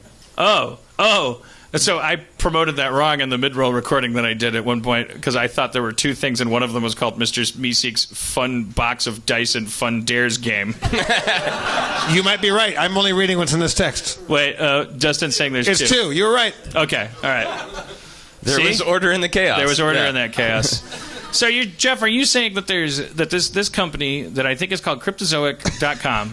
I think yes. Are you saying that if you go to their site Cryptozoic.com/Harmontown that there's something that would make you special in some way, that you could partake in the purchase of either this Total Recall game where you play cards and fight alien I just parasites? feel like there might be obsessive people out there who are wondering what their next tattoo and what the thing they should steal next would be, and maybe it's a video game. These aren't video games. These are more tabletop-y kind of games. Are the card games? Yeah. So they're easier to steal, actually. This says my text says this: reminder, at some point we have to do an ad for these Rick and Morty video games. All we have to do is acknowledge they exist and do a bit where we say the names of them, which are Total Recall and Mr. Meeseek's Box of Fun Dice and Dare's Game. And then you text it back, got it. It says video games? Video games. Sorry. That's his... Dustin said sorry. They're not video games. No, they're not video games. The tabletop games you can play with is it fun for the whole family? I believe the Total Recall game is like a card game that takes advantage. Everybody remembers the Parasite episode where the alien parasites are in the house and they can't tell. It's kind of a clip show because they can't tell which of their memories are real and which have been implanted there. That's the Mr. Poopy Butthole episode, isn't it? Yeah. He has the card game in the car. You knew that I was full of shit when I said video games. And then the other thing is it's like a $40 Mr. Meeseek's box that has a functioning button. It's $35 for you, though, if you go to Cryptozoic.com/Harmontown and use the promo code Harmontown or something like that. Also, MeUndies. Okay, so back to you, Joseph. So MeUndies. So they're... Now, wait a minute. Don't bring your integrated marketing into my show. How dare you? Oh, wait, we're part of the same network. Yes, MeUndies. Yeah, MeUndies. Oh. They're very, very silky, smooth, soft. Twice as soft as cotton. Yeah. Dan, have you ever felt... We can be honest. Have you felt MeUndies? Did they get into the realm of the sheer pantyhose fetish for you? They do close enough for me without me feeling all the way like I'm cheating. Cheating on pantyhose? Cheating on like wearing underwear, like I have like if I just wore I don't like cheating like oh wait, I'm not wearing actual underwear. I'm like I have a secret. All right, which is fine. Again, like don't let my quest for an identity like trample in your rose garden. If you're wearing panties right now and that's like fantastic. Like if I would encourage you to feel better about that. I have a shame problem. I'm saying like MeUndies is like so like. it's twice as soft. Do we really have to do it in MeUndies? No, we don't. No, I was. But well, this one's on the house because honestly, no, we charge them for this one too. No, MeUndies are like they're like when you touch them for real. Yeah, They're like really soft. twice They're as like soft as cotton is a disturbingly good soft. descriptor. It's not hokum, and yeah, when you put them on the dude side of the fence, the heteronormatively dude side of the fence, it does feel it's just this side of the Joe Rogan threshold between self-indulgence and transition. I have only touched the MeUndies samples that I got to my face, and then I was disturbed by how soft they were. Like, that's too soft for underwear. Your first instinct was to touch them to your face? I like that. It was in a public place, so it seemed the best way to sort of assess the claims of MeUndies that they were so incredibly soft. What is it? Can we? Is there a female in the audience that is like sort of open to and sort of a just like a coffee? No. No, like I'm trying to figure out how to phrase it. Just like somebody who has an appreciation for like finds value in their life for like the kind of the frilliness of traditional female garments. I don't know how to describe that. Like somebody that's like oh yeah, I like putting on like frilly like corsets and petticoats, lacy business like lingerie type stuff or there's what's that? I mean, no, like undergarments, but like with the full frilly fashion, like kind of like I guess no, yeah. Thank you for making me clarify because I think it'd be more important to hear from somebody who's making it part of their day-to-day life, like your actual like outerwear, like that you're actually like you're wearing it. Because the question I want to ask is how much of it is for you and how much of it is for other people, and I know that's not a difficult. I know that's a weird question to have to answer, and it's not definitive. But that's why I was just curious about having that. For yourself, I think. Is the person saying that willing to just come up and be a character for a second, or a person? Okay. Hello. What's your name? Hello. Hello. Zoe. Hello, Zoe. Welcome, Zoe, to the stage. Yeah. Have a seat. Thank you so much. Thank you. Appreciate you because I know, especially these are times when this is a little bit of a there's a little minefield we could go into here. You could not for me honestly, like you could end up. I guess. It's because people tend to like, oh, she's an ambassador, and that's not how we feel and all this stuff. So I will stress going forward. Sorry if you're just an individual. You're not representing anybody in particular. Yes, sir, that's We're correct. hearing from one person. So like, what? Yeah, how answer the? Well, you heard what I was talking about. So like. I don't know. For me, like a big thing is definitely like personal comfortability, and I know like everybody dresses. I think mostly for themselves. I think mostly when people get ready in the morning, they dress for themselves and they dress for how they want to feel about themselves. Contrary to the popular belief that everybody kind of dresses for how they want to be perceived. I think some people do, but a lot of people dress for like how they want to feel. Yeah, I'm never sure what I'm doing or where you draw that line. I mean, we're like chimpanzees, so we're like, what are we doing when we're like clothing ourselves? I don't really know. Like I open my closet and I go, okay, so there are thoughts that go through my head where I'm like, that have to do with other people, that have to do with other people's perceptions. Right. No, I don't know. Personally, like I definitely got to a time where I was like, because I like to dress for other people to a certain extent, and then I got to a time where I was like, fuck it. You know, like, I'm going to dress for me. Are we talking about undergarments in particular? Yeah, in particular. So, like... So are you wearing something exotic underneath right now? Not on top. I like, made the choice. I was like, how much of my boobs do I want to show today? So I wore, like, a regular bra, like a normal person. But I have gotten kind of into a thing of, like, I don't know, bralettes have gotten super popular. I know most bralettes? Of the girls... Bralettes. They're like bras with no support. And they're just... I know most of the ladies here know them. They're mostly, like... lace or like a really, really thin material, and they've gotten freakishly popular. I'm an advocate already. Yeah. They're great. They're mostly like they're mostly sheer lace, and they're so incredibly comfortable. You don't have to deal with like the underwire or the clasps of regular bras. So they're not giving you the whole lift and separate action. They're just there to kind of what? Just to feel good and like keep the nipples in line. Keep that, just kind of, yeah. Let me ask you, so order in the chaos. So to what extent, so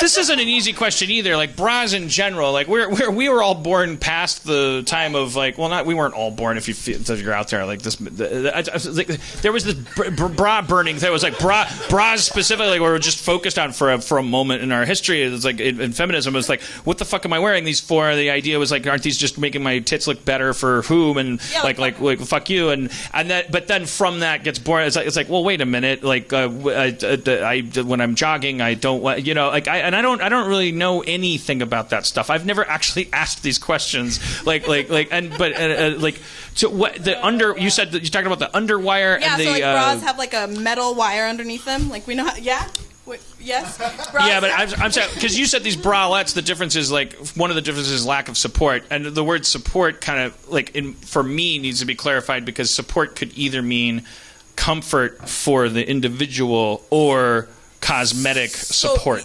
So like support so your boobs look perkier is essentially because boobs just aren't. But bralettes have less of that. Yeah, so they're mostly like elastic or like lace, or there's no like. But it's just keeping you from being super nipply underneath whatever else you're wearing. Right, so it's like underwear, like kind of like for your boobs, like as you would expect. Yes. Okay. And it's all just about the perspective of comfort. And they're all, a lot of them are like super lacy and like you're supposed to kind of show them off, so you'll wear something that's like more see-through or strappier, like. All right. Now let's talk about, if I can be indelicate, let's talk about down like below the waist. Like do you wear like fancy things like garters, stockings? Like Fuck yeah. Fuck yeah. No, like garters, thigh highs, stockings. I grew up with like pantyhose or tights that you wear all the way to your waist, which are fucking weird. Yeah. I'm not a huge fan of them. I definitely like thigh highs and like garters more, which are less acceptable. Are you so into like you'd probably wear that? What? Oh, because did I make the sound like? I did like a cousin of the sound because I'm not actually. I was like, all right. Better than nothing. 4 days of Thanksgiving, which that was disturbing, by the way. Now, are you so into Zoe? Right? Yes, sir. Are you so into wearing like stockings and thigh highs and garter belts and things like that you would wear them under jeans, or only when you're wearing like a dress or something like that? Dresses and skirts mostly, just because they're like hard to maneuver under jeans. Yeah. So yeah, dresses and skirts mostly. Gotcha. But when you're wearing that, that's more visible. That's partly for you and partly for the public. See, that's where it kind of gets sketchy because I like to wear them for me. Like I'm more comfortable. Like I like them. I think they're fun. I feel more comfortable in them, and I don't like to wear them if I know they're going to show. See, right now I'm only wearing underwear made completely of squirrels. Easy, Joseph. Now, easy, Joseph. Zoe.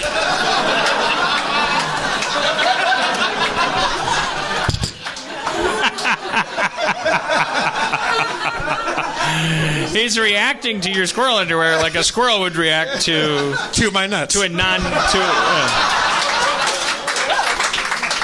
just another reason to get a subscription to the streaming service. Zoe, I know this again not an easy question to answer, and again Zoe is not up here representing anybody, so like she's she's going to answer personally. When as far as outward. And for those audio only, Zoe's not. She's unmistakably feminine. She's wearing jeans and a sweater, and she's like this question could. We have no idea. We have a neutral, I think, person. Like when you're getting dressed in the morning, like are you like do you have any idea? Like how first of all, the first question is how much is it for other people? How much is it for you? And then the second question is how much of those other people are men if you're heterosexual or then we need a different term, like how many of those other people are people that I want to fuck. Yeah. Okay. Yeah. Perfect. She said people that I want to fuck. So, yeah. Whatever the word for that is, because I'm 43, so I'm like potential suitors. I don't know. I don't know what the term would be. Many different callers. I'm like Jane Austen. But yeah. So you got so answer that in any order, in any manner, and feel free to have your answer be a mess and just you individually. Will probably be a mess. Okay, so like for me, I will go to sleep by myself at night and I will wear lingerie just because I like it. It's 98% for me, I would say. I would say, like, I got to a point, sorry, babe. My boyfriend isn't particularly into all the, like, lacy frilly stuff, so it's definitely all for me. Like, it got to a point where I was like, all right, fuck you. I'll buy it for myself. Is this something you would do by yourself, though? Like, if you weren't actively dating, you would wear lingerie to bed? Yeah, fuck yeah. And it's partially aesthetic, right? It's not just the comfort. It's just like I like the design. I like the way it's fun. It's comfortable. Like, depending on what you buy or what you wear. But, like, yeah, cool.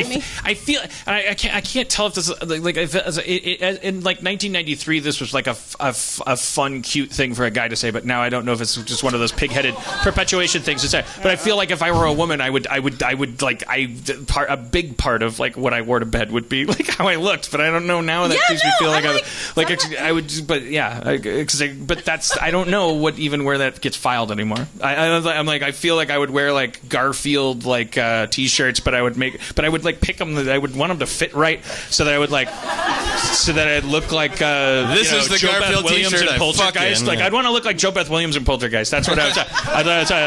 And I think I feel like I'd like roll around in the bed a little bit and then like you know, and then go to bed. And it wouldn't have to do with like sexuality, but it would have to do with aesthetics. Yeah, for and sure. that would add to my comfort or something. I mean, it definitely depends, right? Like, not every night I'm gonna like throw on a corset and some thigh highs. I'm mostly gonna be in something that's more comfortable. Nothing's like sleeping in a corset. Yeah, it's the best, especially if you're going for those like full bone corsets. It's very comfortable. You wear the actual straight up whalebone, like from. I don't. You don't? No, but I definitely have friends that have like done the full like bone corsets that are gonna break your ribs if you. Yeah. But my head gets flushed with all of these crazy like questions, because the other thing also is like it's not a straight gender dichotomy either, even if there was one there, because then part of the swirling irony of the gender dichotomy would be, there's like an indoctrination of the whole visual thing, and it's like the big thing would be like, okay, if you were a dude that was ripped, if I was Vin Diesel, like do I then wear a dude equivalent of a Garfield shirt like that goes to mid thigh? Like what does he wear to bed? And is it all for comfort, or is it all? Does he go like, I like the way I look, and it helps me dream better? You know? I mean, what do you wear to bed? Like, I try to sleep as little as possible, because I worry that someone will take control of my life while I'm off guard.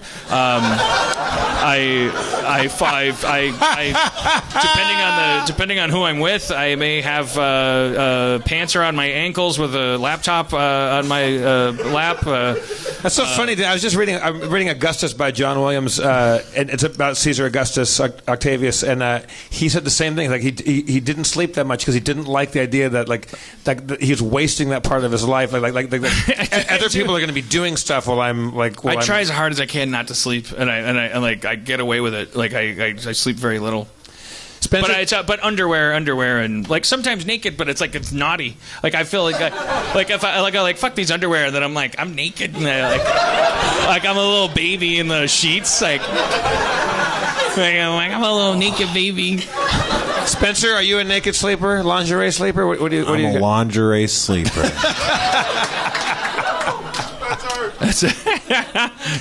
Do you care for the frilly garments on a lady, or do you care about that? No, I don't care about anything. Spencer's in a bad place, I think. Well, he's in the worst place because we can't see him when he's at a table. Why? Since we stopped playing D&D, what's the point of him having a table? By the way, why doesn't he just sit up here like I could flip it if I get mad enough.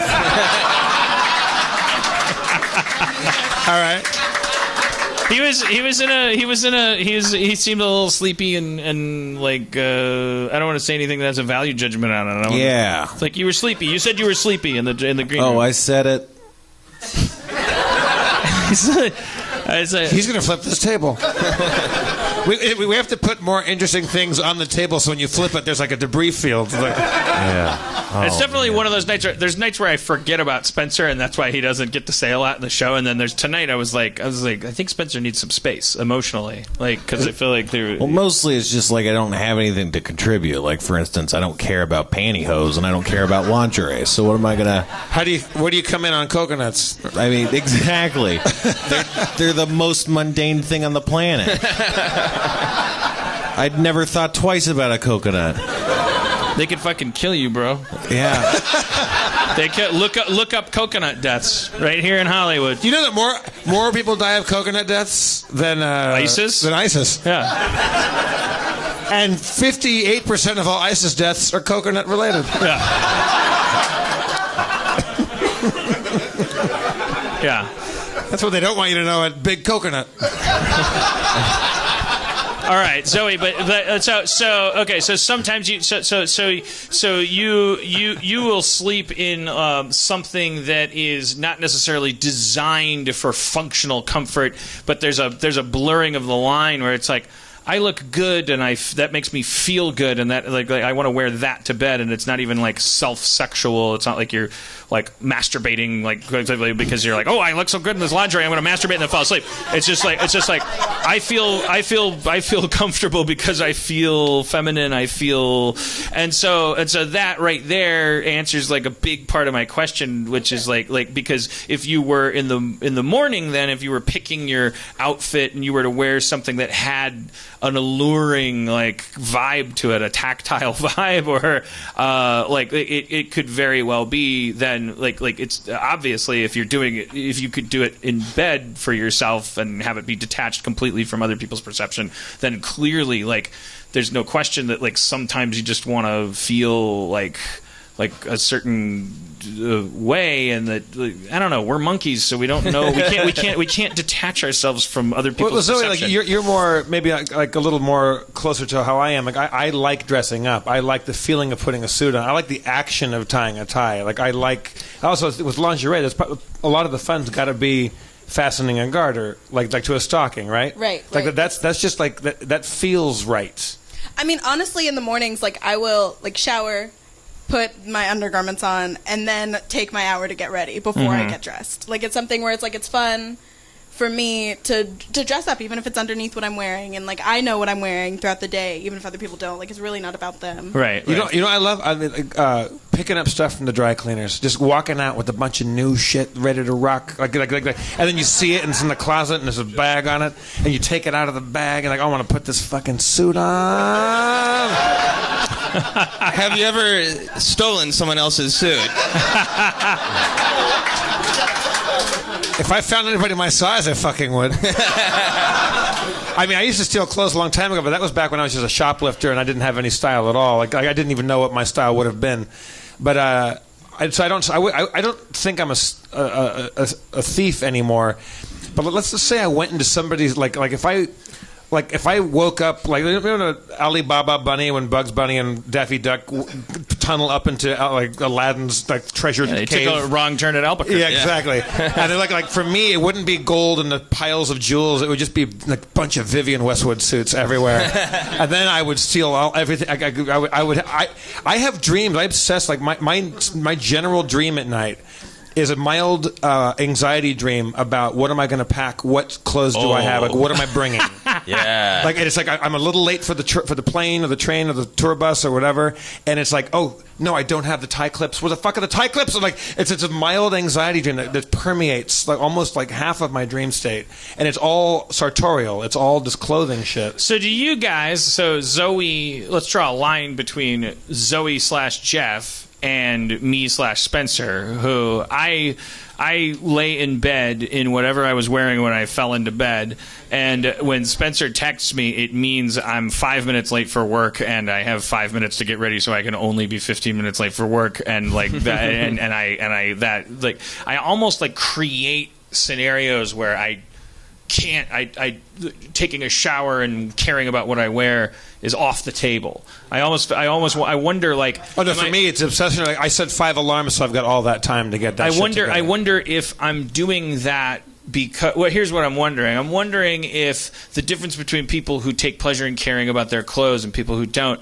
is a matter of experience. Like, it's like, well, if you tried it, you'd love it. If you could just, like in the 80s movies, it's all, the bookish girl's got her glasses on and she's never tried looking like Molly Ringwald, but if she just, you know, and then, you're so insecure, and that's why, it's like, that became for us, I think, you know, moving forward from there, was like, well, that's a symbol of oppression, like the idea that we want to be pretty and that, you know, like we just crave, but now it's 2016 and it's like, okay, open pool table and fucking Donald Trump's running for president, so let's all just figure out who we are. And in light of that, is clothes people like if I got a taste of what it felt like to care about clothes, would I get slowly sucked in? No, it's not part of your essence. It's not really. I don't think so either. It never has been. It never would be. I got married. I cared about clothes a lot that day, and I suffered through every minute of it. It's like it's always going to be for me. It's like going to church or something. Like okay, and then I got to put this on, and I can look in the mirror at the end of the day and go, oh yeah, I guess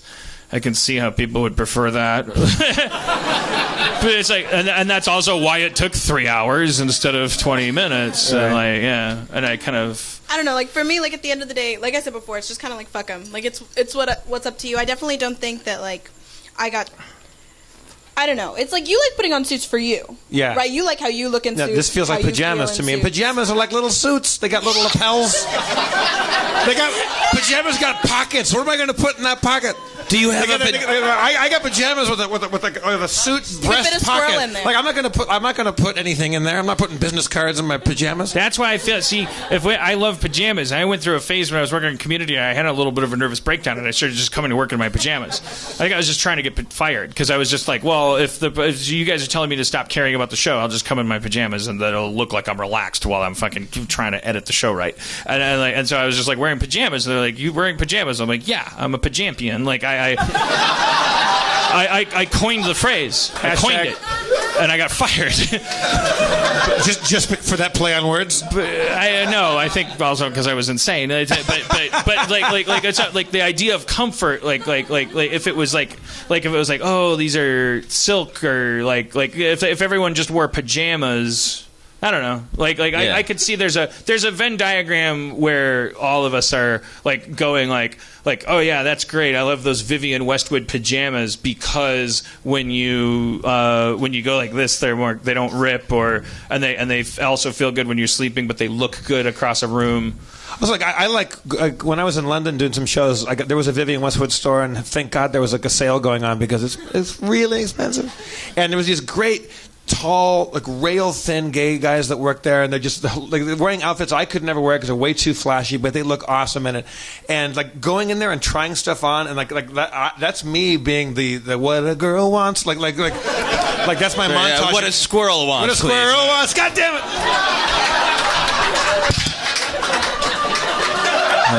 Oh no.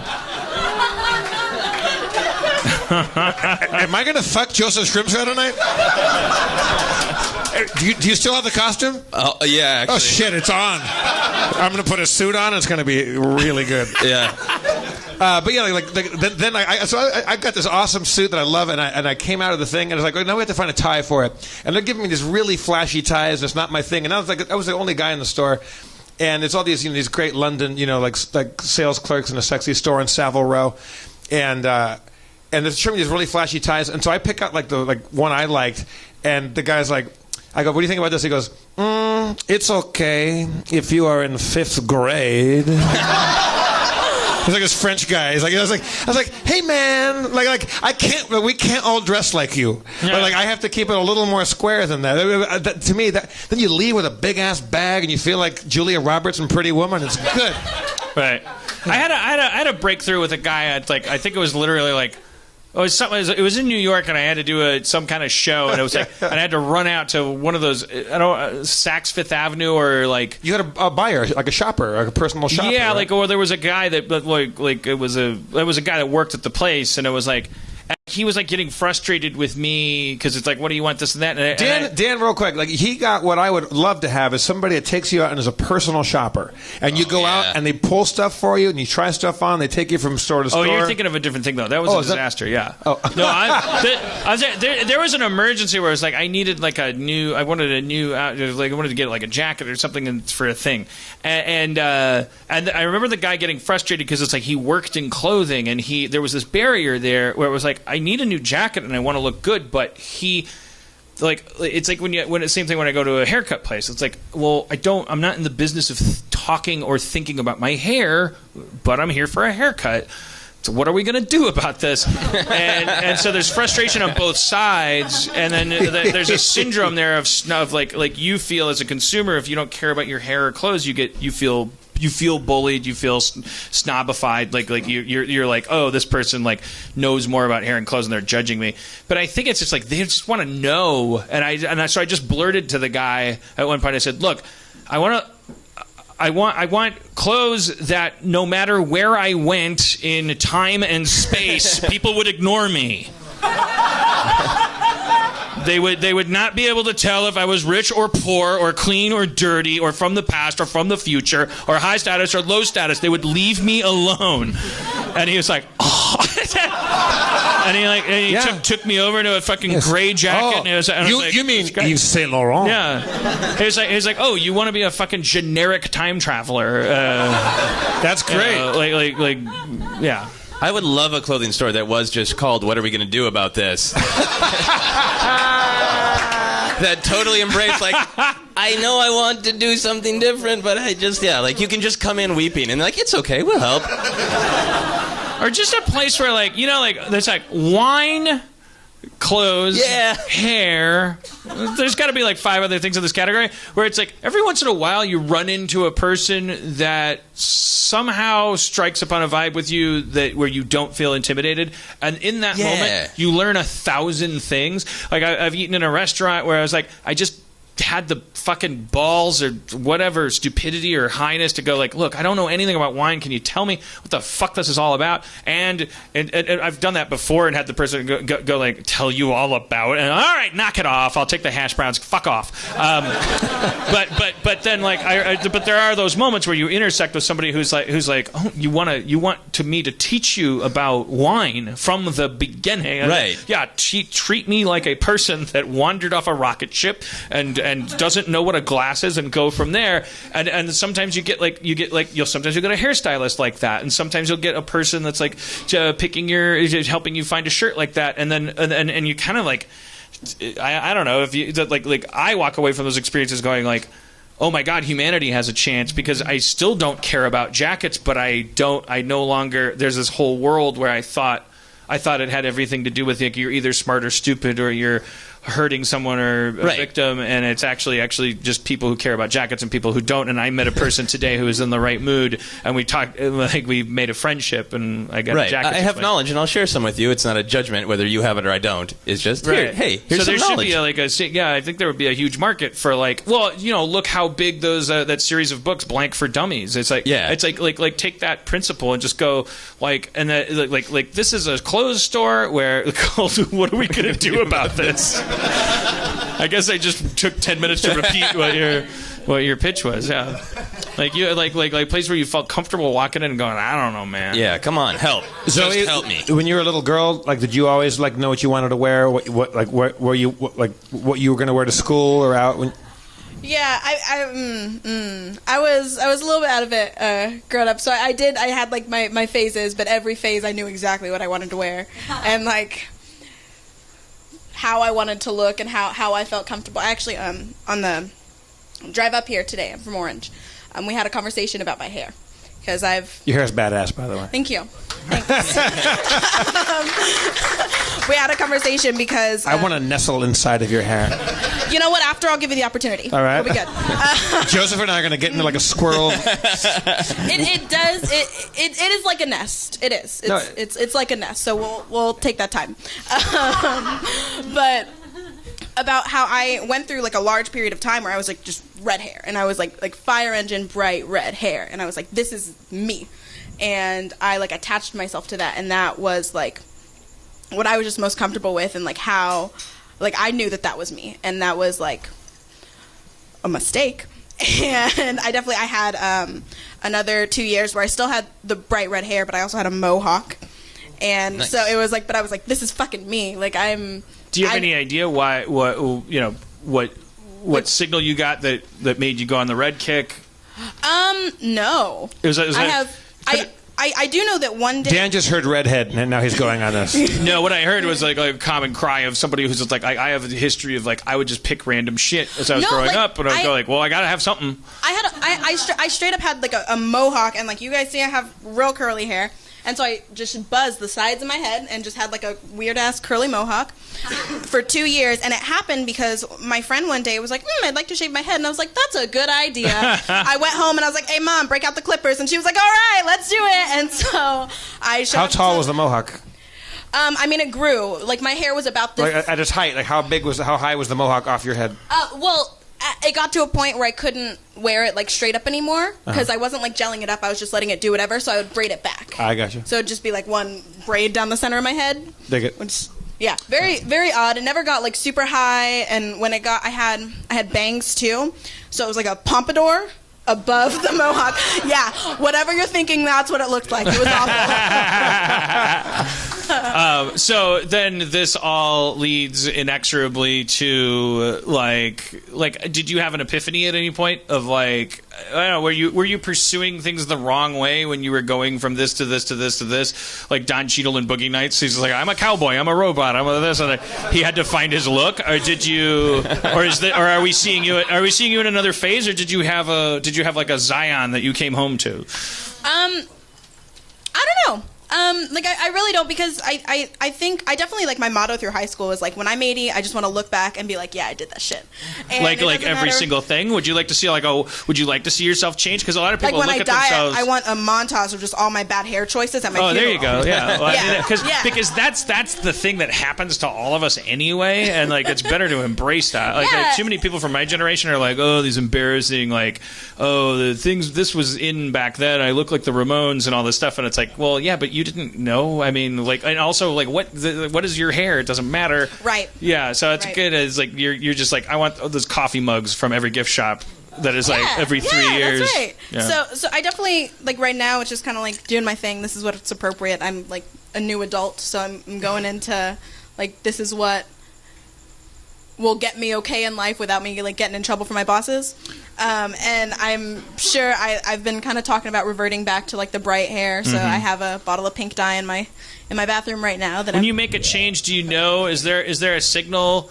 Does it come from inside or does it come from outside? Do you see something like a billboard or something and go like? Yeah, most of the time I'm like scrolling through Instagram and I'm like, that's pretty cool, and I'll just like that's how the pink bottle of dye ended up in my closet. As I saw like a black afro or a black girl with a pink afro, and I was like, oh, that's mine. That's mine next. So that's So this dude right now is you kind of walking the line of being respectable but still a little funky. yeah, like it was, my hair's dark naturally, and so it was dark. I bleached my hair to put in the pink dye, and then I was like, nah, I dig it. Let's keep it for a while. So like, it really, there's never an opportunity for like, or there's never a point where I change and it's like really planned. It's just kind of like whatever. To make it pink, you have to get it way more light than that. Yeah.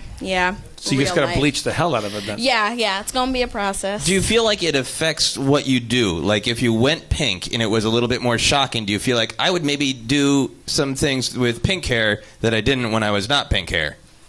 I mean, I think maybe with some, honestly, I'm just kind of fucking crazy. So like, I'll do whatever anyways. Okay. So yeah, I mean, I don't think it Would really... you talk to Hitler about pink hair? Yeah, you know what? I might be like, dude, if you embraced yourself a little bit more, maybe dyed your hair pink. Oh, man. Just the mustache. Just the mustache. That's a good choice. You might be a little happier. What would Hitler have done differently with a pink mustache? Like everybody, I mean, people probably would have laughed at him a little bit. I laughed at him a little bit more. Oh, you don't want that. Yeah. Right, don't you guys thank you for bringing that up. We're going to wrap up the show. I'd like to wrap it up with this thought. Because people keep comparing Donald Trump to Hitler, and then other people keep going, he's nothing like Hitler. Don't do that. I just would like to say, as a closing thought, I think the idea of comparing a politician to Hitler is to get a fucking jump on it as early as possible. I see no fucking punishment for doing it prematurely. I think that's a good gun to jump. I don't think Hitler, he wasn't like during the primaries going, let's kill 500,000 Jews. He didn't like ramp it up. He fucking got elected and then the shitstorm started because it was, I don't know what that weird speech The Scheisse started. He thrusts his fish against the speech impediment, and then he eats his dick. Look, fascism is an opportunistic infection in a country that's been destabilized economically and culturally. Like the clowns that rise up that get everybody's angry attention. They typically have funny hair and silly mannerisms. They're rodeo clowns. So it's good to yes. He's Hitler. He is exactly Hitler. He's precisely Hitler. Cliffhanger! Let's hear for Zoe, everybody. Thank you so much for coming up. Awesome. Cliffhanger. Joseph Scrimshaw. Thank you. What a pleasure. Thank you so much. Listen to his Feral Audio podcast, Obsessed.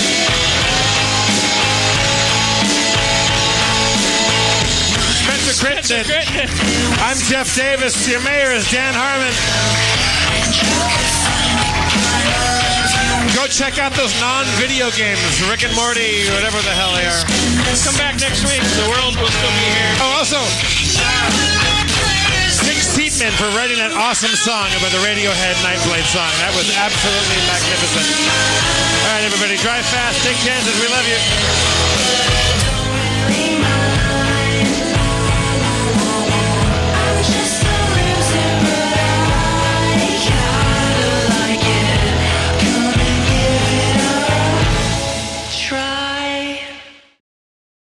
Did you get any of that? It's a good show.